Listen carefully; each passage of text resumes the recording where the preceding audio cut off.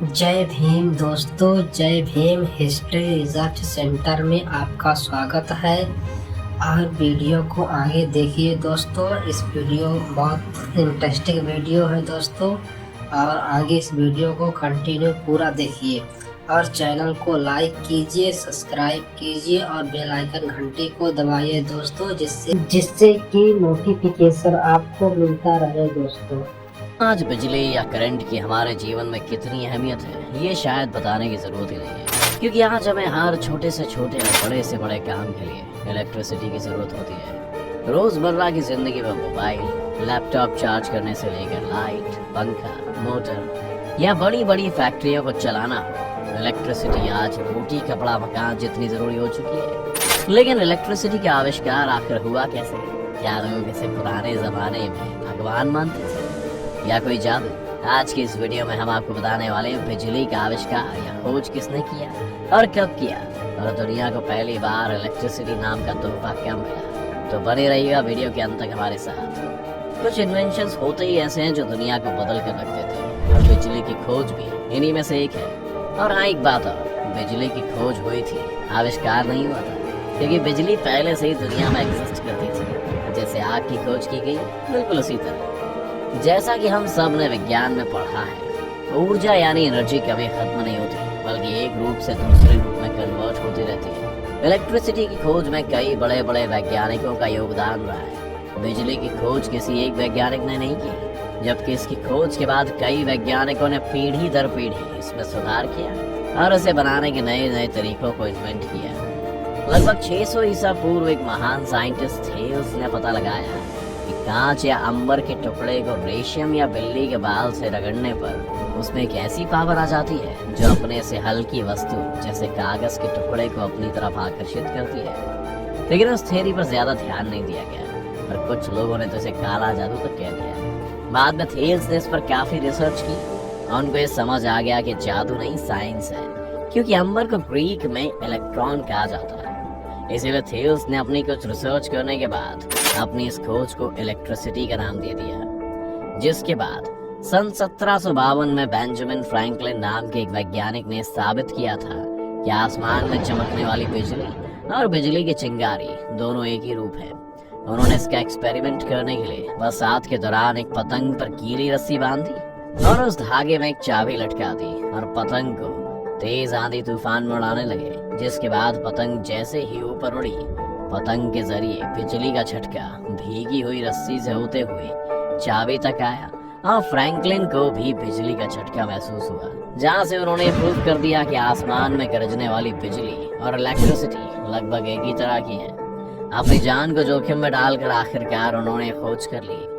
साल 1800 में Italian physicist अलेक्जेंड्रो वोल्टा ने एक जबरदस्त खोज की थी, और वो ये थी कि केमिकल रिएक्शन से भी बिजली बनाना संभव है।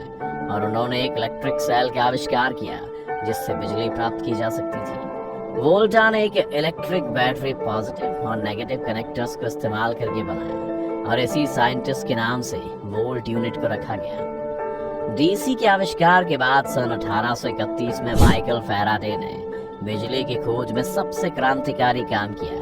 उन्होंने बताया कि अगर तांबे की कॉइल या कुंडली में चुंबक को आगे पीछे घुमाया जाए तो इससे बिजली पैदा की जा सकती है। इस प्रयोग का इस्तेमाल करते हुए 1878 में अमेरिका के वैज्ञानिक थॉमस एडिसन और ब्रिटिश के वैज्ञानिक जोसेफ स्वान ने फिलामेंट लाइट बल्ब का आविष्कार अपने अपने देशों में किया। आज भी बल्ब के आविष्कारक थॉमस एडिसन को ही माना जाता है, जबकि स्वान ने भी इसका आविष्कार किया था। लेकिन अभी भी डीसी करंट का इस्तेमाल किया जा रहा था, और चूंकि वोल्टा की ये बैटरीज डीसी करंट जनरेट करती थी, यानी डायरेक्ट करंट, जिसमें खतरा बहुत ज्यादा था। साथ ही साथ इसमें सबसे बड़ी कमी ये थी कि डीसी करंट को 2 से 3 किलोमीटर के एरिया में ही ट्रांसमिट किया जा सकता है। इसी वजह से जहाँ भी बिजली पहुँचानी होती थी उसके हर 3 किलोमीटर के एरिया में प्रोडक्शन हाउस बनवाना पड़ता था।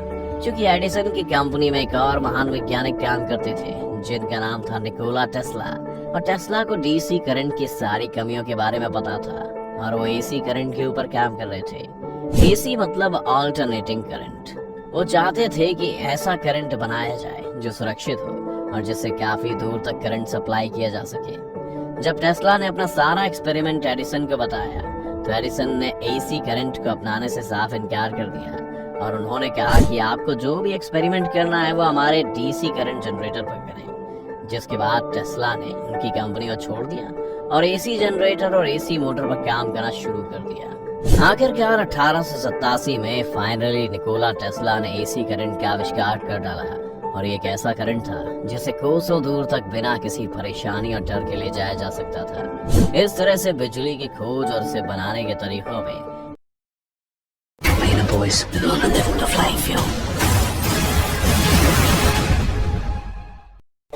कई सारे वैज्ञानिक और भौतिकवादियों का योगदान रहा है और उन्हीं की बदौलत आज हमें इतनी आसानी से बिजली का इस्तेमाल करने को मिल रहा है और हमारी जिंदगी इतनी बेहतर और आसान हो गई है। भारत में बिजली का आविष्कार कब हुआ? अब अगर बात की जाए भारत में बिजली सबसे पहले कहाँ आई या भारत में बिजली का आविष्कार किसने किया, आइए जानते हैं। भारत में सबसे पहले बिजली 1879 में कोलकाता शहर में आई थी और भारत में सबसे पहली बिजली बनाने वाली फैक्ट्री भी सन 1899 में कोलकाता में ही लगाई गई थी। उसके बाद सन 1905 में दिल्ली में डीजल से बिजली का उत्पादन शुरू किया गया। उसके पश्चात धीरे धीरे दूसरे शहरों में भी बिजली का उत्पादन होने लगा। इस तरह से भारत में बिजली का आगमन हुआ। अब हमने ये तो देख लिया कि बिजली की खोज कैसे हुई, आइए जानते हैं आज हम बिजली कैसे पैदा करते हैं, यानी बिजली का उत्पादन कैसे होता है। दो तरह से बिजली का उत्पादन किया जाता है, पहला है प्राइमरी सोर्स और दूसरा है सेकेंडरी सोर्सेस। आइए जानते हैं कि ये क्या होते हैं। प्राइमरी सोर्सेस ऐसे सोर्सेस जिन्हें नेचर से हासिल किया जाता है उन्हें प्राइमरी सोर्सेस कहते हैं, जैसे सूर्य की गर्मी, हवा और ज्वार भाटा यानी समुद्र की लहरें। ये ऊर्जा के प्राइमरी साधन हैं, लेकिन इन साधनों से लगातार इलेक्ट्रिसिटी प्रोड्यूस करना मुश्किल होता है। इसीलिए इन सोर्सेस का इस्तेमाल सीमित रूप से किया जाता है, जबकि भारत में इन्हें बड़े लेवल पर इस्तेमाल करने के लिए रिसर्च हो रहे हैं। सेकेंडरी सोर्सेस पानी, कोयला, तेल और गैस ऊर्जा के सेकेंडरी सोर्सेज होते हैं। इन सेकेंडरी सोर्सेज का इस्तेमाल करके ही लगभग सारी इलेक्ट्रिसिटी का उत्पादन किया जाता है। भारत में इन साधनों का बड़े स्तर पर इस्तेमाल किया जाता है। इन सोर्सेज से इलेक्ट्रिसिटी प्रोडक्शन को अलग अलग टाइप की कैटेगरीज में बांटा गया है। Hydro electric power plant, thermal electric power plant, diesel power plant, nuclear power. तो दोस्तों ये थी जानकारी कि बिजली किन किन रिसोर्सेज की मदद से बनाई जाती है। अब आइए जानते हैं इलेक्ट्रिसिटी से जुड़े कुछ इंटरेस्टिंग फैक्ट्स। क्या आप जानते हैं कि आसमान से गिरने वाली बिजली 10 करोड़ वोल्ट्स की होती है? इसलिए जब कहीं पर ये बिजली गिरती है तो काफी ज्यादा नुकसान होता है और जान माल दोनों की हानि होती है। जबकि हमारे घरों में आने वाली बिजली केवल 220 वोल्ट की होती है। भारत में हर साल बिजली गिरने से लगभग 2500 से 3000 लोगों की मौत हो जाती है।